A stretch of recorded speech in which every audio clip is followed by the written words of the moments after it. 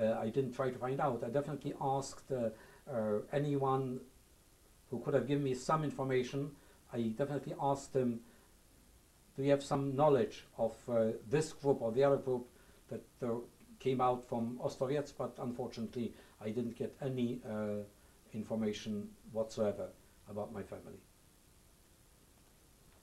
All right, you're talking then about 150 people being chosen yes, to again, from there, we are,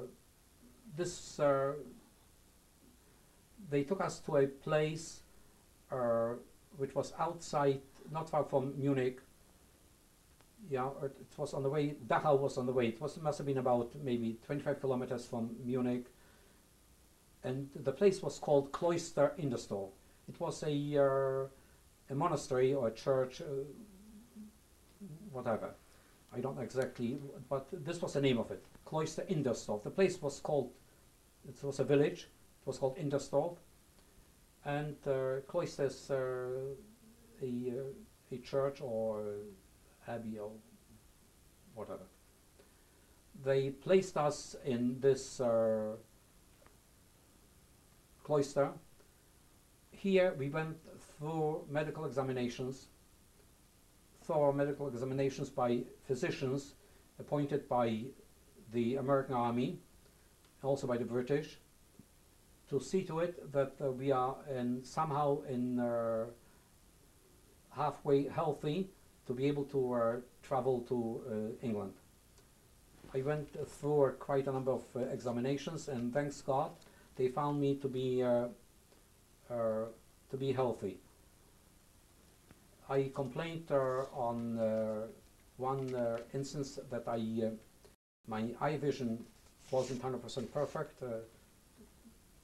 The reason why I complained about it, and the eye doctor was a French man who was also in concentration camp, but he was a doctor, and he gave me always a pass to be able to go from there to Munich, to travel weekly for eye examinations, for me to be able to find out there whether some of my relatives, because there was a large concentration of Jews in Munich, and we were only a small group in this cloister, so we were only a small group.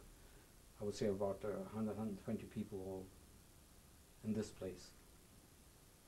From, yes. Did you live in England for an extended period of time? For 5 years. Were you married during this time? Do you have any family during this time? Yes, I married my dear wife, and I met her. We arrived the same day in England. She was liberated by the British in Bergen-Belsen. And again, as I said, I was liberated by the American Army. And she was also one of those 150 that were taken to England from the British liberated zone. We met the very same day. We arrived there somewhere not for the end of October in '45. We arrived outside of Southampton, which was a beautiful villa belonging to Mr. Montefiore, a very known name in Jewish history. He was a lord, a British lord, and it was only a few miles from Southampton in England. We were assembled there, and over there I met the first time my future wife. We stayed there not too long, because in this place many groups from different organizations came, tried to get as many, maybe in quotes, souls for their organization. Having had deep religious roots from home, a representative of a religious organization, Agudat Israel, he convinced me that my best place to go would be to a yeshiva for the moment in Manchester, which I agreed to. And after the first, I would say 4, 5, 6 weeks in Montefiore's mansion, I was taken away, not taken away, but we traveled like human beings to Manchester for me to study in the yeshiva.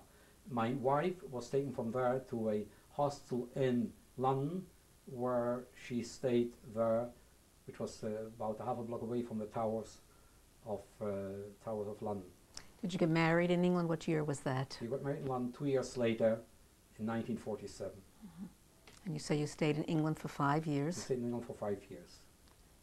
And then after you lived in England, where did you go? The unit was 5 years. I went to the yeshiva for a time.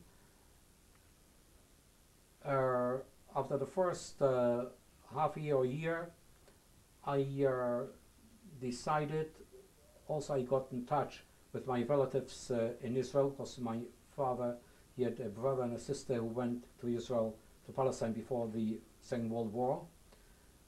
I got in touch with them, and I let them know where I am.